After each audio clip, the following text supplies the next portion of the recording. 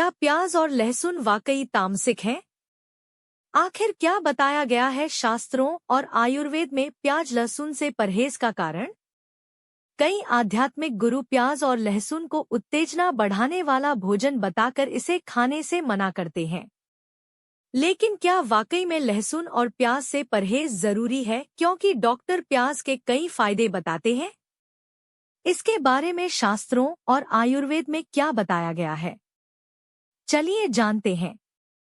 कई आध्यात्मिक गुरु प्याज और लहसुन को तामसिक भोजन मानते हैं, जो ध्यान और साधना में बाधा डाल सकते हैं। भगवद गीता के अनुसार प्याज और लहसुन राजसिक और तामसिक भोजन है, जो आध्यात्मिक पतन का कारण बन सकते हैं। प्रेमानंद महाराज ने कहा है कि जो लोग मोक्ष की ओर बढ़ना चाहते हैं, उनके लिए प्याज और लहसुन से परहेज लाभकारी है। हालांकि सामान्य जीवन जीने वाले लोगों के लिए प्याज और लहसुन का सेवन अनिवार्य नहीं है। कई आध्यात्मिक गुरु प्याज और लहसुन को एक हीन भोजन की तरह देखते हैं और इसे खाना मांसाहार के समान मानते हैं। कई तो इसकी उत्पत्ति की कहानी इस तरह से बताते हैं कि ऐसा लगता है जैसे कि यह भोजन नहीं, एक राक्षस है।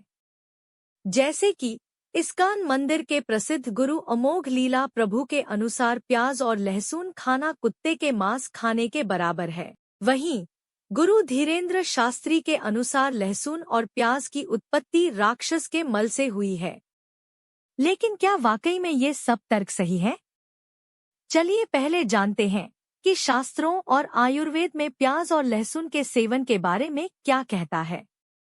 फिर जानेंगे कि आध्यात्मिक गुरु प्रेमानंद महाराज इसके बारे में क्या कहते हैं। प्याज और लहसुन क्यों नहीं खाना चाहिए? जैन धर्म के लोग और व्रत, उपवास या सात्विक जीवन जीने वाले लोग प्याज और लहसुन को अपने भोजन से दूर रखते हैं। ऐसा वो परंपरा या अंधविश्वास के कारण नहीं करते, बल्कि इसके पीछे आध्यात्मिक, आयुर्वेदिक और शास्त्रीय कारण भी हैं। भगवद गीता के अनुसार भोजन 3 प्रकार का होता है: सात्विक, शुद्ध और मन को शांत करने वाला; राजसिक, उत्तेजना बढ़ाने वाला; और तामसिक, आलस्य, क्रोध, भ्रम पैदा करने वाला। प्याज और लहसुन को राजसिक तामसिक भोजन माना गया है, इसलिए ये ध्यान, साधना और पूजा करने वालों के लिए वर्जित है। प्याज लहसुन को देवताओं को भोग नहीं लगाया जाता, नहीं इनका प्रयोग हवन, यज्ञ, पूजन आदि में होता है। स्कंद पुराण और मनुस्मृति जैसे ग्रंथों में कहा गया है कि तामसिक भोजन आध्यात्मिक पतन का कारण बनता है। आयुर्वेद के अनुसार लहसुन उष्ण, तीक्ष्ण और तेज गंध वाला होता है, जो रक्त को गर्म करता है, वासना और उत्तेजना बढ़ाता है। वहीं प्याज भारी, कफवर्धक और मन को चंचल करने वाला होता है। ये दोनों आंतरिक अग्नि, पाचन शक्ति को बढ़ाते हैं, लेकिन मनोबल और संयम को घटाते हैं।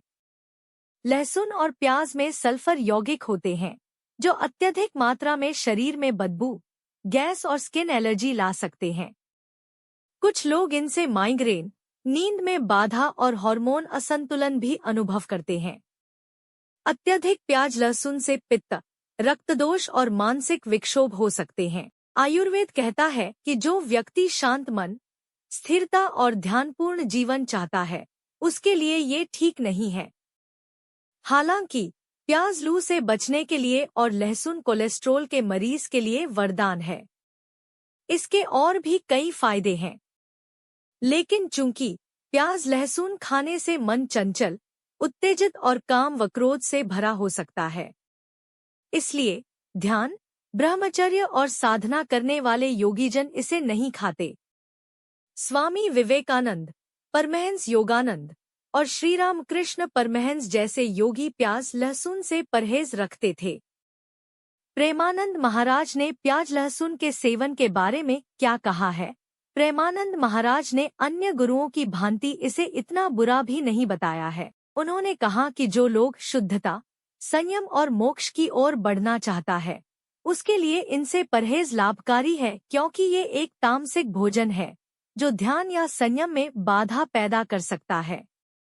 लेकिन यदि आप एक सामान्य जीवन जी रहे हैं या गृहस्थ हैं, तो यह वर्जना आपके लिए अनिवार्य नहीं है।